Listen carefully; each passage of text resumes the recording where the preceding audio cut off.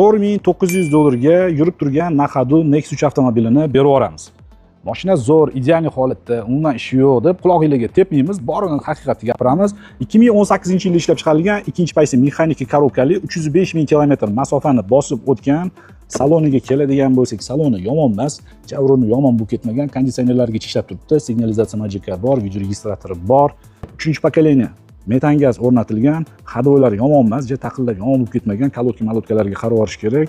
Motori yaxshi holatda, balonlari slabiyroq, amallab yozdan chiqib olsa bo'ladi.